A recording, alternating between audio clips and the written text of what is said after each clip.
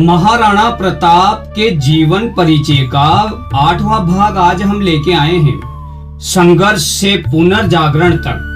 नमस्कार दोस्तों, आज हम जानेंगे महाराणा प्रताप के जीवन का वह अध्याय जिसने उन्हें केवल मेवाड़ का राजा ही नहीं बल्कि भारत के इतिहास में अटल स्वाभिमान का प्रतीक बना दिया। सन 1576 ईस्वी में हल्दी घाटी का युद्ध समाप्त हो चुका था। बहुत से लोगों को लगा कि अब महाराणा प्रताप हार मान लेंगे, लेकिन इतिहास यूं ही नहीं बदलता दोस्तों। इतिहास यूं ही नहीं बदलता और महाराणा प्रताप युद्ध भले ही समाप्त हुआ था, पर स्वतंत्रता की लड़ाई समाप्त नहीं हुई थी। हल्दी घाटी के बाद की वास्तविक स्थिति क्या थी? हल्दी घाटी का युद्ध अत्यंत भीषण था। दोनों पक्षों को भारी क्षति हुई। युद्ध के बाद महाराणा प्रताप सुरक्षित अरावली के पर्वतीय क्षेत्रों में चले गए ताकि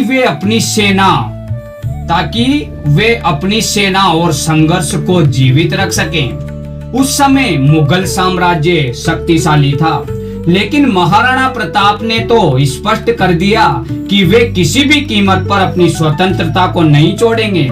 और उन्होंने कहा नहीं बल्कि अपने जीवन से यह सिद्ध किया कि हार केवल युद्ध हारने से नहीं होती, बल्कि अपने सिद्धांतों को छोड़ देने से होती है। जंगलों में वो संघर्ष पूर्ण जीवन महाराणा प्रताप ने अपने परिवार सहित वर्षों तक जंगलों और पहाड़ियों और गुफाओं में जीवन को बिताया। न महल थे और न शाही भोजन था और न आराम था। कभी कभी भोजन भी नहीं मिल पाता था। कठिनाइयां इतनी थी कि छोटे बच्चों तक को कष्ट झेलना पड़ा था। लेकिन महाराणा प्रताप ने कभी अकबर की अधीनता को स्वीकार नहीं किया। यही उनका सबसे बड़ा त्याग था। भील समाज का अमूल्य योगदान। अरावली के भील समुदाय ने महाराणा प्रताप का हर कदम पर साथ दिया। उन्होंने भोजन पहुंचाया, उन्होंने जंगलों के रास्ते बताए, उन्होंने संदेश पहुंचाए, उन्होंने मुगल सेना की गतिविधियों की जानकारी दी। युद्ध केवल तलवार से नहीं जीते जाते दोस्तों, जनता के विश्वास से भी युद्ध जीते जाते हैं। भामाशाह का महान त्याग। लगातार संघर्ष के कारण आर्थिक स्थिति बहुत कठिन हो गई। इसी समय मेवाड़ के महान मंत्री और दानवीर भामाशाह आगे आए। उन्होंने अपनी संचित संपत्ति महाराणा प्रताप को समर्पित कर दी ताकि सेना का नव निर्माण हो सके, पुनर्गठन हो सके। यह केवल धन का दान नहीं था, बल्कि राष्ट्र और स्वाभिमान के प्रति समर्पण था। भामाशाह ने यह भी विश्वास दिलाया कि जब तक ऐसे भक्त हैं कि तब तक स्वतंत्रता की लौ कभी नहीं बुझेगी। सेना का पुनर्गठन। भामाशाह के सहयोग से महाराणा प्रताप ने एक नई सेना को तैयार किया।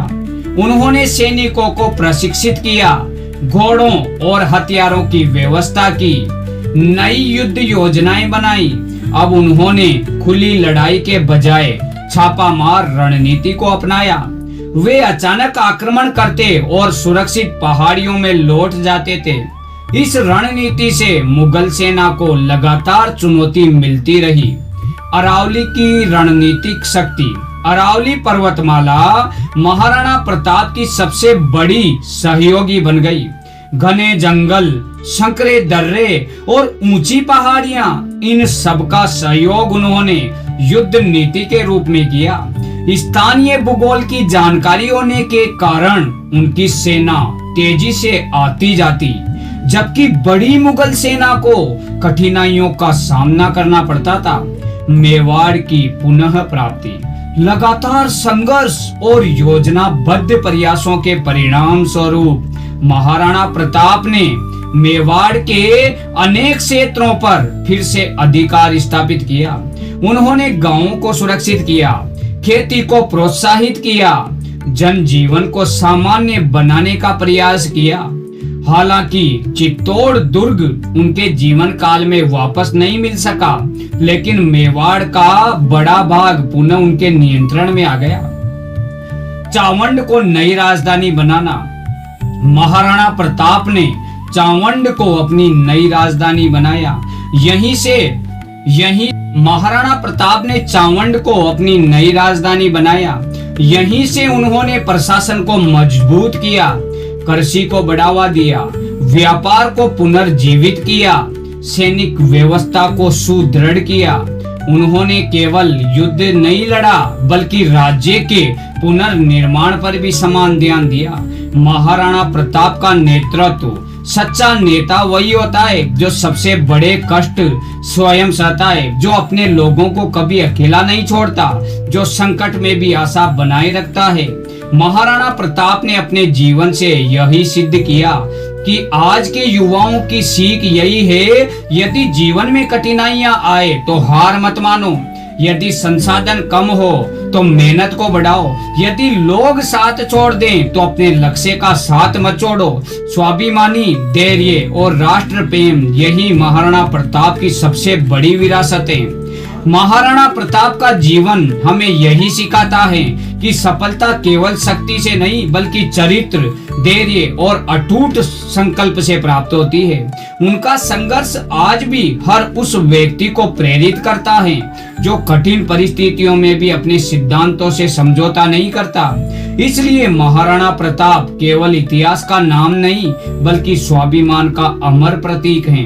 अगले भाग में हम जानेंगे कि चावंड से महाराणा प्रताप ने मेवाड़ के पुनर्निर्माण को किस प्रकार से नई दिशा दी और उनके अंतिम वर्षों में राज्य कैसे मजबूत हुआ। जय महाराणा प्रताप, जय मेवाड़, जय भारत।